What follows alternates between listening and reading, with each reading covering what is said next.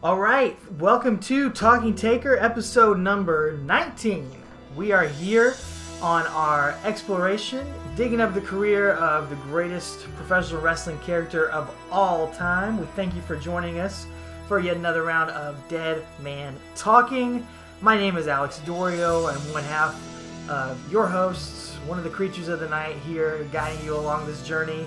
And I am with my tag team partner, Travis White, and Merry Christmas to you, my friend. Oh, Merry Christmas to you as well. This is our Christmas special episode. How great is it that In Your House 5 is called Season's Beatings?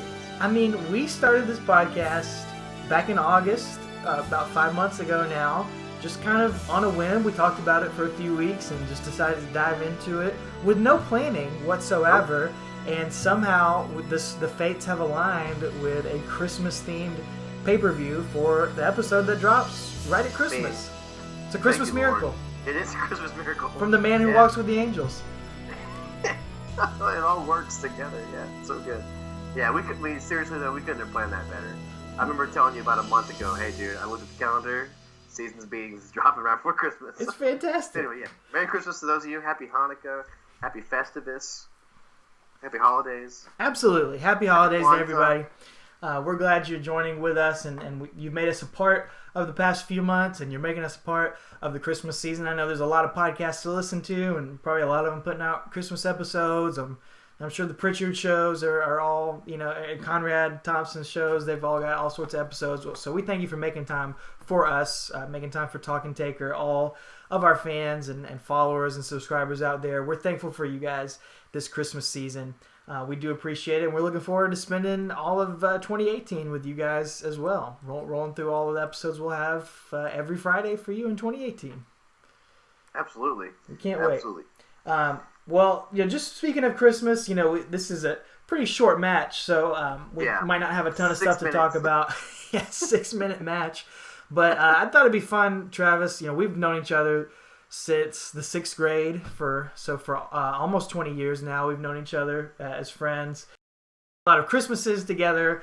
You've gotten me a lot of great Christmas presents over the years, and I've been asking for wrestling themed Christmas presents for about as long as I've ever watched wrestling, and I'm sure a lot of our listeners have gotten a lot of wrestling related Christmas presents throughout the years. So I asked on Twitter and on Facebook earlier this week, like, what are our listeners' favorite wrestling related Christmas presents, and some people sent in some good stuff.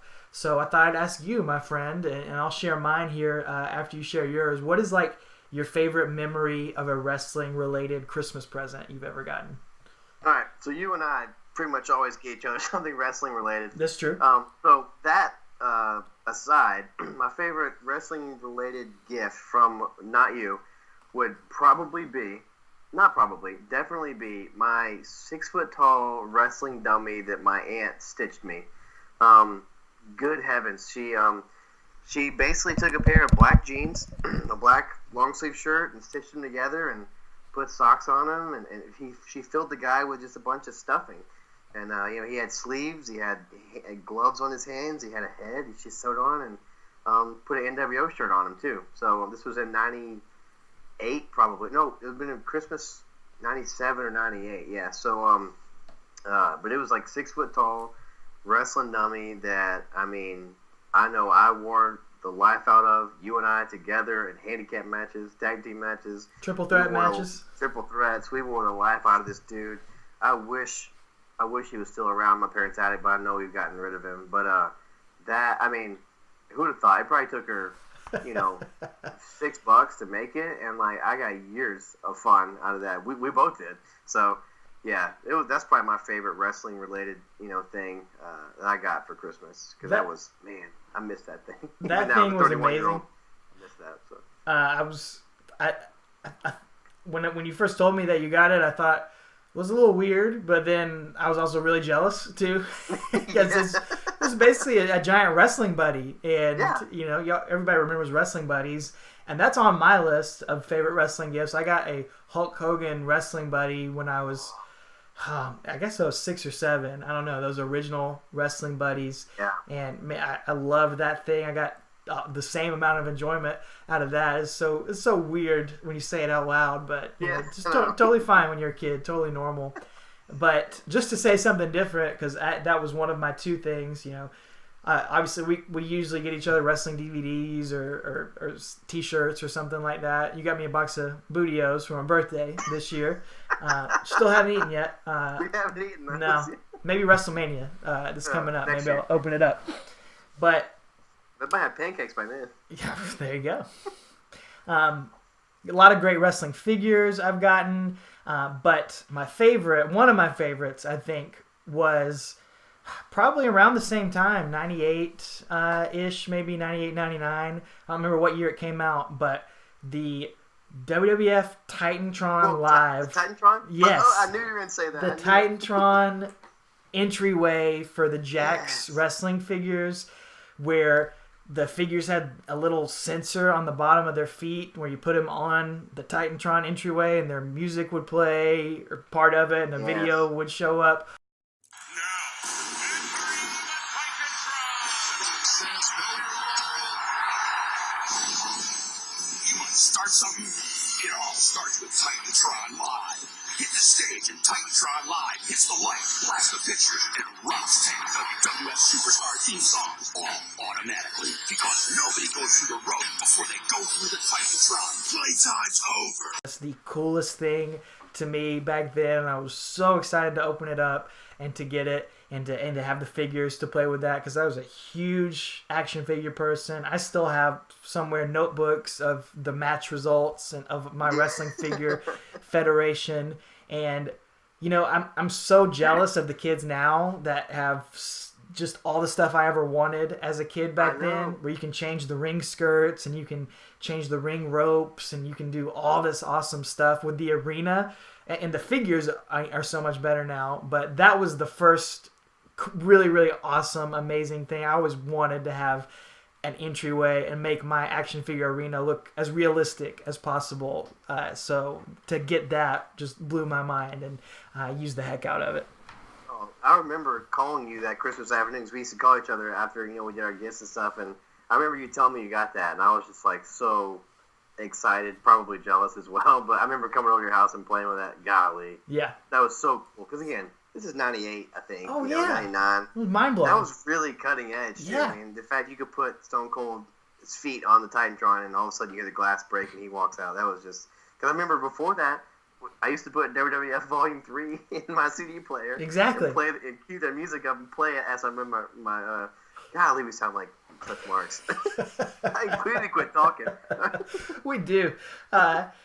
Just to add to that, did you see during the match as Mabel is coming out, we get a promo from Todd Pettengill that Doc Hendricks, advertising WrestleMania the arcade game coming out for Christmas that year, which I'm pretty sure I got it for Christmas that year because I definitely had it for Super Nintendo. But did you hear how much these video games cost? This is what I want to talk about. Okay, he says... Allow me to help you with a little bit of Christmas shopping. Right now, let me show you the WrestleMania arcade game. Here is the Super NES version, only $64.99. The Genesis Sega version, $54.99. And the Sony PlayStation, $54.99. But now, this is so hard to get in stores. I went to 10 of them. They're all out, okay? Let me show you what we're going to do. We're going to throw in absolutely free a $15 value, the video that tells you the strategies and the secret codes, how you can beat the game, something that the stores won't do for you. And you know how you can get this? Call 1-800-TITAN-91. I guess the next thing to do is let's get ready for a casket match. Says there's $64.99 for Super Nintendo and $54.99 for Sega Genesis and PlayStation. However, the graphics that flash up on the screen say $69.99 for Super Nintendo, $64.99 for Sega, and $54.99 for PlayStation. Why is the PlayStation the cheapest? Right. It's on a CD. But anyway, regardless, this is $19.95, and the games are at least $60. Yes. Let's fast forward now. It's 2017. I just bought my brother a video game for Christmas. He's not listening to this. Doesn't matter. It costs $60 on PS4. So we can talk about inflation all we want. One thing that hasn't gone up is video games. Video games have not gone up at all, but they were expensive as heck in 1995. Oh yeah, $64.99 for a Super Nintendo game. Yeah. I could not believe that when he said that. I was like, what in the world? But it did come, if you ordered it from them, you got the free VHS tape strategy guide that you couldn't get in the stores. So if I'm having trouble with my Doink match, I've got to put the VHS in and then fast forward to Doink's, like, help me. But what if, like, I want to be Big Boss Man? I got to rewind the VHS. Like, how useless is that? It can't be cool. Different times. If you listeners have that or have had that, please tweet us a picture, man. It is the WrestleMania I guess it was the arcade game on the console. Yeah. But it was the VHS strategy guide. Oh, I've watched it. I rented it from Video to Go. 100%. I've seen the whole thing. Awesome. So, but yeah, I wanted to talk about that. Those games were super expensive. But I remember that because I was talking to somebody a few months ago about how games are expensive, but they're less expensive now compared to what they were when we were kids because they were still $60 back then. Yeah. So, because I remember saving up my allowance money and buying WCW NWO World Tour in 1997. It's my first wrestling game I bought. I remember saving up $60 and going to Walmart and getting that, and like that drained me, man. $60 yeah, of course it did. 1997 was a lot. Yeah. So, yeah, I'm glad you said that because I want to talk about that later on, but let's go ahead and talk about it. So that's awesome. Perfect. Yeah. Well, we are talking about In Your House 5, 1995, Seasons Beatings. I love the little taglines for these In Your House pay-per-views. And it's our first In Your House that we're getting to. Is. In Your House 5, so it's the first one that Undertaker's been on officially. So this one, this is from Hershey, Pennsylvania. So this is our third pay-per-view out of the last 4 that's from Pennsylvania. How crazy is that? Yeah, you brought that up back at SummerSlam, which was the other one. Yeah. So, yeah, I mean, they are hitting up the same state. You know, I guess they're different markets, but I was thinking, they'll do that in New York sometimes. They'll be in Brooklyn, and then they'll go to Nassau or something like that. They might hit that, but it's super weird to be all. And I guess the WWF was more focused towards the northeast, definitely at that time. So I don't know, just a weird little thing. Yeah. So it was. I just wanted to point that out because I pointed it out last time. So lots of Pennsylvania, lots of Quaker State here. Yeah, so. And it just goes to show again the change of the business. We've talked about Nitro coming into the picture and giving WWF some competition, and this is the 5th In Your House. So we are like officially in the monthly pay-per-view era. So these first part of this podcast that we've been doing has been we've flown through 5 years really quickly because there's only 3 or 4 pay-per-views every year, and Undertaker's not even on all of them. But now, we're gonna be in 1996 for a long time because he's on almost all of those pay-per-views, and this just the saturation of the business is getting more and more, and when we're focused more on pay-per-view rather than house shows or TV or anything like that, the pay-per-view is going to be the big moneymaker. So just again, we're not just talking about the evolution of a character. This is the evolution of the wrestling business that we're getting to chart here. And his place in that too. But yeah, absolutely, because it's great to see all this stuff grow and how it's changed since we first started, 19 episodes ago. So, but getting into the match, let's talk about the build-up. Yeah, a little build-up of that, because again, Kama and Taker faced off, or no, wait a minute. Mabel and Taker. Mabel and Taker faced off at King of the Ring, and Kama interfered, and that led to that stuff. So, and we talked about in our last episode that Mabel, he kind of chickened away from the end of the Survivor Series match and never got his comeuppance from the Undertaker from breaking his face and putting him in a adhesion. What do you call it? What did Vince call it? Yeah, the adhesion on his face. Adhesive. Yeah, an adhesive. Adhesion. So let's rewind a little bit to the Raw on November 27th, and it's supposed to be Undertaker versus Kama again. But I just wrote nope because Kama comes out on crutches in his acid-washed elastic waistband. His acid-washed sweatpants. He's got on denim sweatpants. Denim sweatpants. Oh man, he was looking great. But yeah, it's so great. I love it. But Vince isn't buying it. He's like, he's not really hurt. But Dibiase says that he bought a replacement. And he bought Sir Mo, which that doesn't age well. He bought a guy.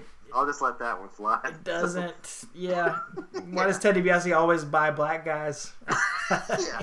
Well, at least he didn't come out with like guys with nooses around their neck. That's like true. With a white plantation owner. Ugh. So yeah. Anyway, but this definitely doesn't age well. But everybody's got a price for $1 Million Man. So sure enough, Comet's faking the injury. And Mo is looking thick too. Oh man. Yeah, he looks like he swallowed himself. He is big. He is big, man. Yeah. But yeah, Comet gets involved. He's faking the injury like we thought, and but Undertaker beats Mo with the choke slam. And I wrote that. Did you watch this match? I just fast forwarded through it. Did you see his sell when he got choke slammed? He sells like Devon Dudley does. Like when Devon he did the jittery leg and shaking on the ground. Yeah, kind of convulsing. Like most people where Devon got it from. I don't know, but maybe it's just a heavyset black guy thing. Yeah. I don't know. But anyway, he sells like Devon, and Mabel tries to take the urn chain away. The remnants of the urn. Remnants of that's a good name for an album. Ooh, it could be. I might record an album called The Remnants of the Urn.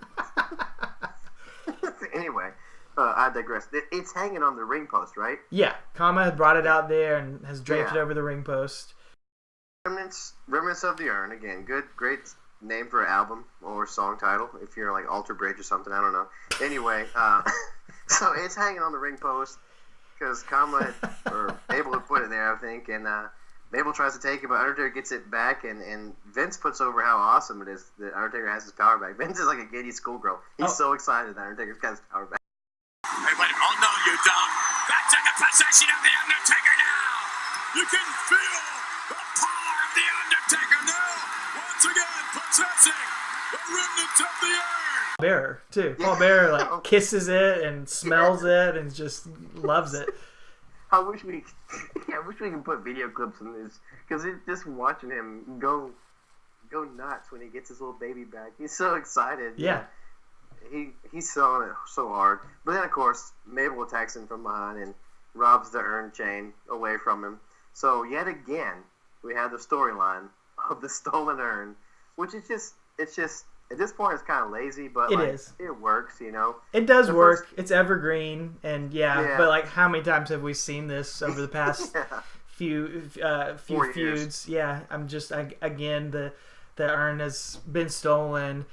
Here we go again. Undertaker trying to get it back, and this whole angle is just it's a little weird because Yokozuna comes out here too and distracts the Undertaker.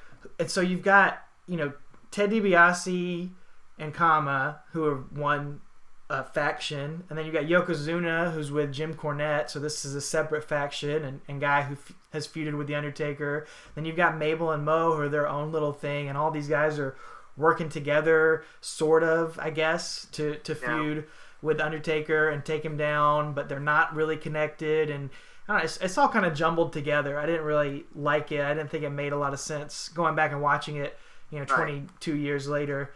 But I get, we're moving forward, I guess, to try to get to Mabel and Undertaker and add a little more spice to this feud to keep it going. Which I do appreciate that this feud's been going on since June, and you just don't see those slow burns of a feud anymore. So kudos to them for trying to make it last without having all these different matches against Undertaker and Mabel. They haven't fought all that many times.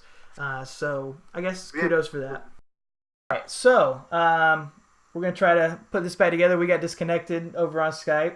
In case you guys don't know, we're in 2 different states recording this. We Skype each other. We usually try to bang out 2 of these episodes back to back because of our schedules. So we try to get a couple episodes ahead, but we're on Skype, and Travis and I are actually going to see each other in real life here soon. We haven't seen each other in a couple months, but we'll see each other here for a Need to Breathe concert. Maybe the Remnants of the Urn. They can play that. That can be what they headline on. But Yeah, we cut out here on Skype, so we're going to try to edit this back together. But anyway, we're talking about the build-up for the match, and 1 week has Undertaker and Undertaker getting back the remnants of the urn, and then Mabel stealing them back again very quickly. And the next week, we have, interestingly enough, someone who we haven't visited on this show in a long time, and that's Brother Love.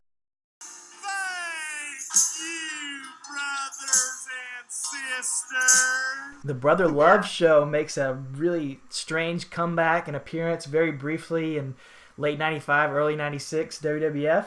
And Brother Love mentions, before he brings out his guest, King Mabel, that he is the man that brought The Undertaker into the WWF. So, I appreciated that continuity. Right. I appreciated that he said that. Because we're about to get a huge lapse in continuity in Mabel's promo as he comes out. This really bugged me. He comes out and he says, "Not only was I the first man to ever pin The Undertaker's shoulders to the mat for the 1, 2, 3, but I was also the first man to put him out of action. And I will also be the first man to single-handedly stuff him in his own casket." Yeah. Yes, indeed. And this is in the video package before the match as well, that he was the first person to ever pin The Undertaker's shoulders to the mat, which, nope, that was Hulk Hogan. Yeah, exactly. He says he was the first person to ever put The Undertaker out of action, which also, no, that was Yokozuna. Back at Royal Rumble 94. And then he says he's going to be the first person to put him inside of a casket and close the lid, which again, also, no, that was Yokozuna. And you remember who slammed the lid on the casket?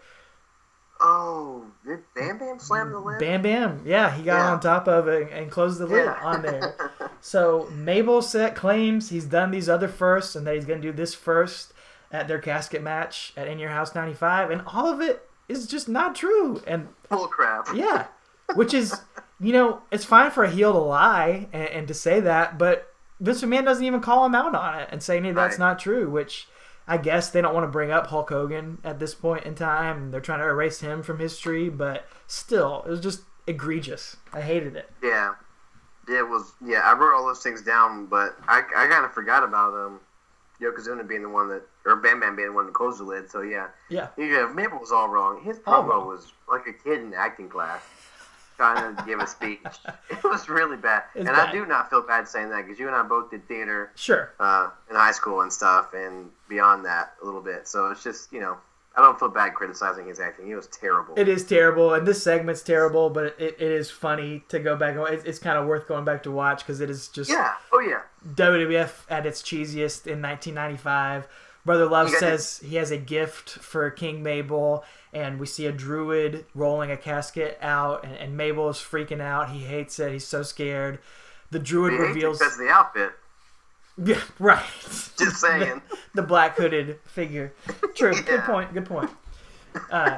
Well, it turns out it's Sir Mo as the druid, and the casket has been desecrated with spray paint. Just awful. Yeah. Terrible. Graffiti. I do want to say this. I wrote that the druid is unmasked as Sir Mo, and I just wrote no one cares. Nope. The crowd did not care. I don't remember where those were filmed. Maybe Richmond or something. Nobody cared. Well, they're in the dark. I don't think they knew. It might be in New York, yeah. Sir Mo is not like the most recognizable character or figure. I'm not sure that they knew it was him. Nobody cared. But anyway, it's the giant urn that has the Undertaker decals and stickers all over it, and the rest in peace. The one we've seen in the last several years. The giant casket. Casket. Yeah, excuse me. What did I say? Urn. You said urn. Yeah. Excuse me. Freudian slip. Not sure what that means, but anyway, it's got graffiti all over it. It's got spray paint and everything. This is precursor to the NWO, spray painting the belts. So. Yep. It was a good heel move, and yeah, sure. We just said stealing the urn is cliche. We've seen that so many times now. So this was actually a nice little twist, I think. That nobody's vandalized the urn. Yeah, I mean the casket. It's late, man. It's late. It's okay. They vandalized the casket, stolen the casket away from the Undertaker's wood shop. Man, he needs to get better security out there for real. He does. So yeah, a little bit different, and that brings us to the pay-per-view. Seasons Beatings in Your House '95. It's we get a video package before the match, kind of recapping all of that, and we see Paul Bearer and Mabel both kind of cut promos in that video package too. So that was nice little bit in there. And this is go ahead. The Undertaker says, "The image of my face will be burned in your soul for eternity." Yeah, another dark line. A little glance toward the camera so they can zoom in on his, because he's still wearing that hideous mask at this point. So, still wearing the mask, and this is going to be, we've mentioned the last casket match, which we just got back at SummerSlam. The casket just appeared at ringside. Well, this is the first time anyone besides Paul Bearer has rolled the casket that we've seen, because we've seen Paul Bearer bring out the casket for every other casket or coffin match besides that one, and now Sir Mo is rolling it out with the remnants of the urn on top of it. So kind of a cool little turnabout there. Twist, twist on there. And then this is the point where they cut Doc Hendricks in the back selling the arcade video game. Can you imagine if on a pay-per-view now there's a big match with somebody like this, and they just cut to the back with, Gallows and Anderson shilling the WWEshop.com. They're like, the internet, the Twitterverse would explode. They would get so mad. They would. But here it was great. I didn't care. It was fine. Yeah, who cares? It's Mabel. Yeah. Big deal. Paul Bearer comes out. He's screaming that, "Ooh, it's all over! It's all over!" We both did that at the same time. Yeah. Vince McMahon, or I think the King, but we got Vince and the King on commentary back again, and King calls Undertaker the death of the party. That's his one-liner for the Undertaker tonight.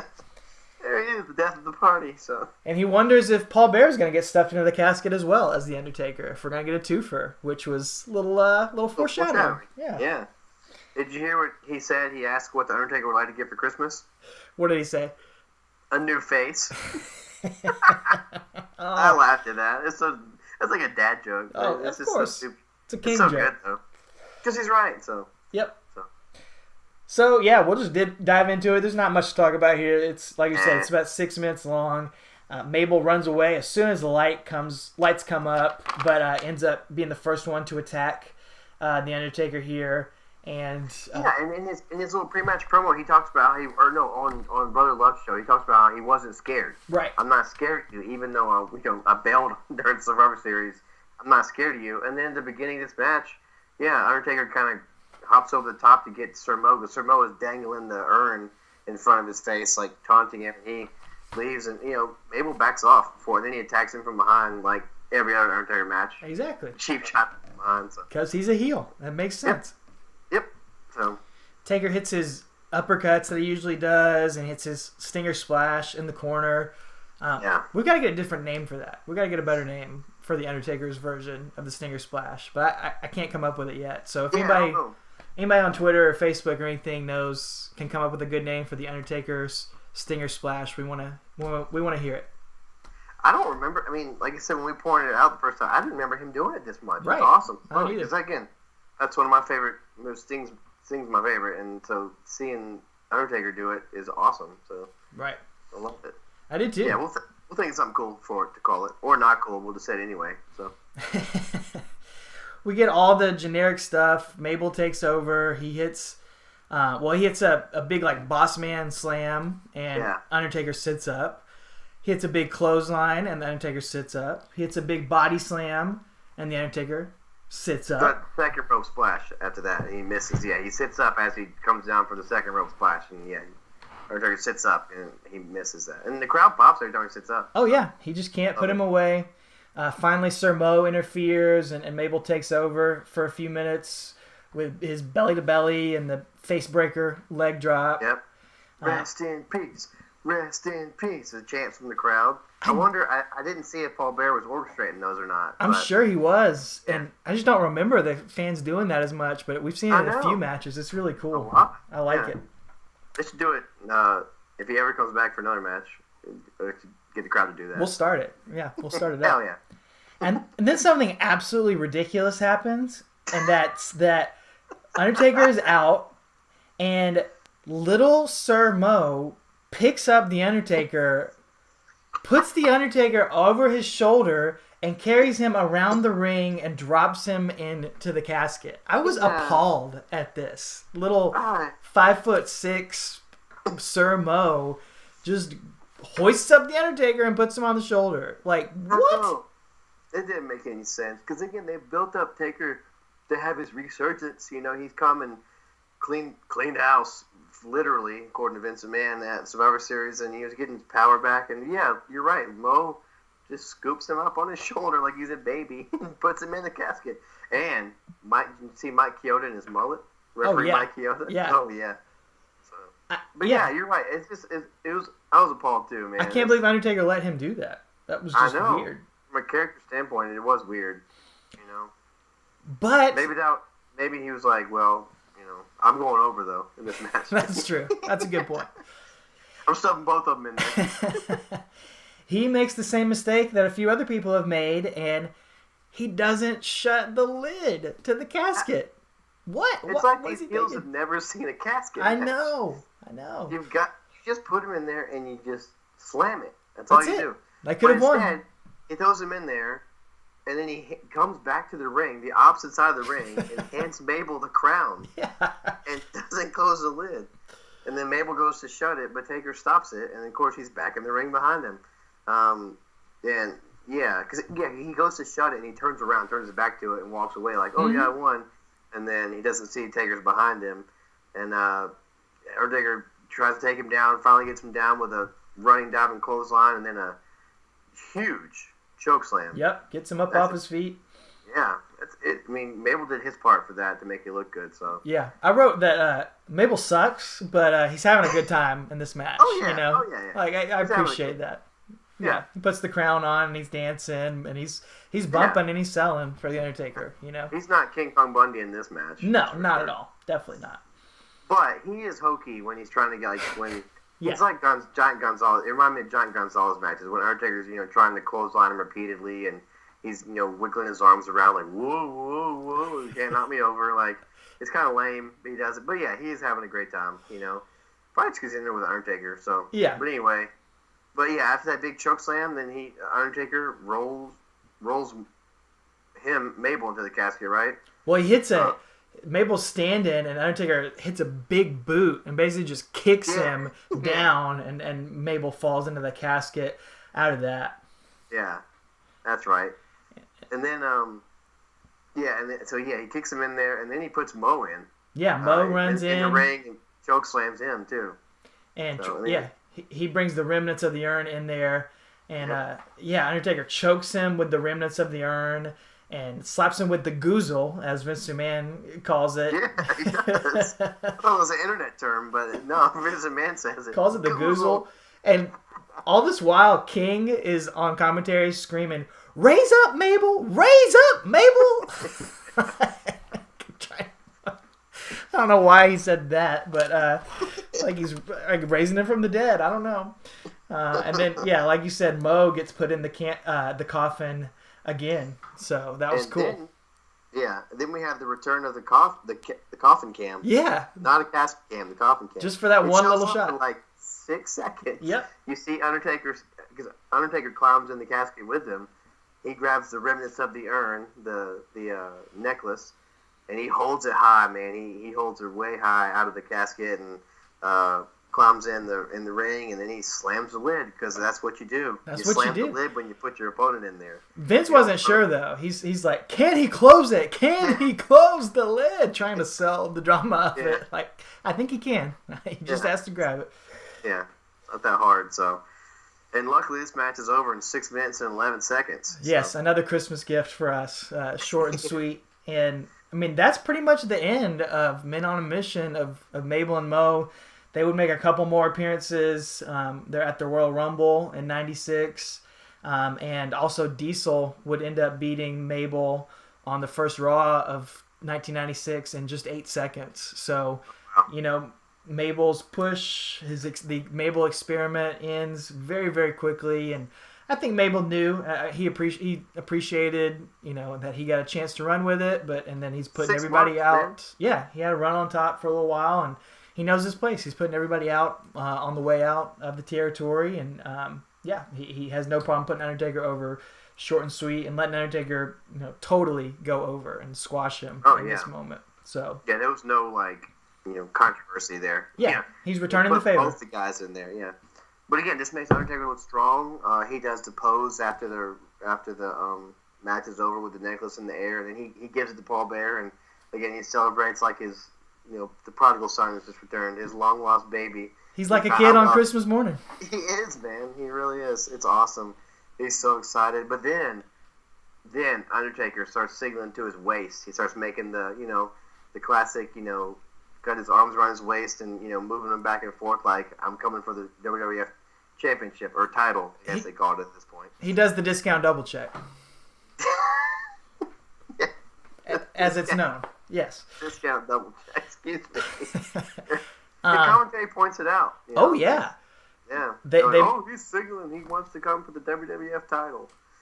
They make a point to note that he finally has all of his power back now that he has the remnants of the urn, and like we've said, we've seen Undertaker slide down the card at the beginning of the year against the IRS and like the second match on the show, and now we've raised all the way back at the end of the year to where he's calling out the champion, the WWF champion Bret Hart, and asking for a title shot in a symbolic way, which I didn't remember. I didn't remember him doing that at the end of this match. I got kind of excited when I saw that. I thought it was a pretty neat little way to build up to it. And the crowd's getting excited. We were headed with January and then WrestleMania, but I couldn't remember how we got there. So seeing that at the end of this match was like a little cherry on top, man. For me, I was excited too. And then somebody on commentary, I don't know who, says that's not a promise, that's a threat. What he's giving out to Bret Hart. So, they're selling it like this is a big deal that we're shooting up to a potential Undertaker Bret Hart matchup. Right, and then after that, there's a WWF In Your House extra. Now, was this on the pay-per-view or was it just on the Coliseum video, or could you tell? Or yeah, I'm not sure. It seemed like something that maybe it was just on the Coliseum video, but I don't know. Because the way, it seemed like that, but the commentary afterward made it sound like it was part of the show. Right. The live broadcast. So I don't know. But anyway, it's a WWF In Your House extra, pops up, and Todd Pettingill's backstage, and he informs us. He's with Paul Bearer and Undertaker, and he informs us that Undertaker is the number one contender and will challenge Bret Hart at Royal Rumble for the title. And Paul Bearer is sure to thank Mr. Monsoon. He calls him, I'd like to thank Mr. Monsoon for the opportunity that we've all been waiting for. Yeah, he says this is a dream come true or something. Yeah. But he does say that the fans have been wondering when Undertaker's going to get a chance again, because it's been forever. Yeah, it's been 5 years. Yeah, 4 years, I guess. It's been 4 years since he's been champion. It's been almost 2 years since he's had a title shot. So yeah, this is big. And then here we go. We got Tweener Diesel comes in.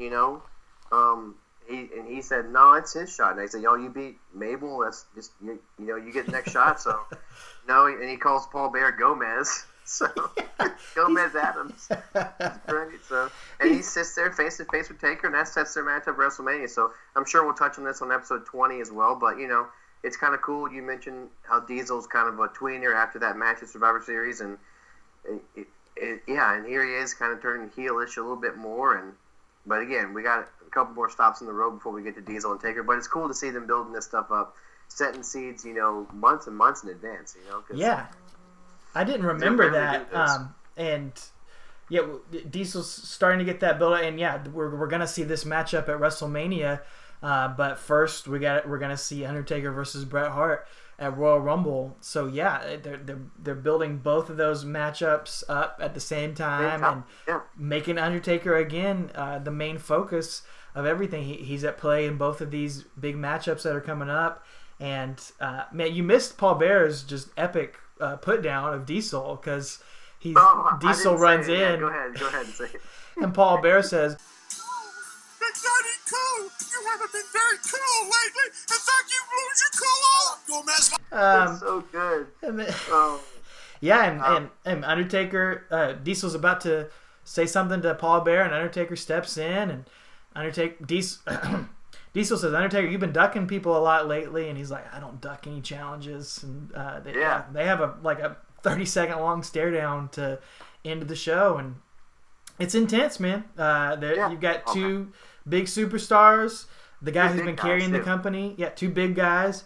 The guy who's been carrying the company for the past year, and the Phenom, the dead man, the biggest star in the company, arguably. We're finally getting teased with that matchup, and something to look forward to here in 1996.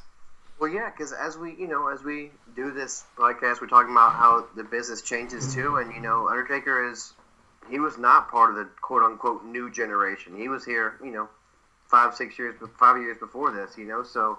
Diesel's the face of the new generation, they always keep saying, and so now you're getting to see, someone who's from the Hulk Hogan era, from the,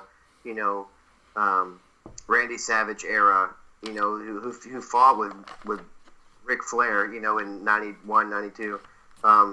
Seeing somebody, Undertaker from that part of WWF history, now he's in the new era. He's going to go with the big dog from the new era, so that's kind of cool to see. And then, just as his character changes and as he goes into the, next stage of his career. Because, he's back on top. Last chapter closed. 95, thank God, is over. And we're heading in 96. And lots of gold dust and mankind to look forward to. And hope you guys are ready. Yeah. Some really good matches to look forward to for sure. And a couple more stinkers along the way. No doubt about it. But it should be fun. We've enjoyed the past 5 years. And we'll dive into 2018 by kicking off with 1996 with Royal Rumble 96, a sort of a forgotten, I think, matchup, sort of a hidden gem. I think Undertaker versus Bret Hart in 1996. We all remember their matchup at SummerSlam 97. Really great matchup, but a lot of people forget or don't talk about their matchup at Royal Rumble 96, and I haven't seen it in a long, long time, so I'm excited to revisit it and see what it was like. So you can watch along with us. We'd love to hear your thoughts about it. We want to hear your thoughts about this match, so let us know. Did you love it? Did you hate it? Did you think it was one of the worst things you've ever seen in your life? Who knows? Let us know on Twitter at Talking Taker. On Facebook, you can find us Talking Taker. You can leave us a comment, rate, subscribe, all that good stuff on iTunes, on Google Play, on Stitcher, on Podomatic, on YouTube, all those different places. You can follow me on Twitter as well at Alex Doriot. We want to get connected with you, and we want to wish you a Merry Christmas and a Happy Holidays to you and your family as well. If you were there at Hershey Park, Hershey, Pennsylvania, if you ate chocolate while you watched this match, please let us know. Please let us know. Yeah, but again, thanks for these last 5 months we've been doing this. We look forward to many, many more. Thank you for our fan base. It's growing. We got a lot of downloads. We're averaging over 100 downloads an episode, which is pretty cool, and it's growing. So we really enjoyed that. So might not sound like a lot to some of you, but that's a lot for us. So we love that, and it's going good. And Merry Christmas to everybody, and we'll take her easy. Merry Christmas, Yokozuna.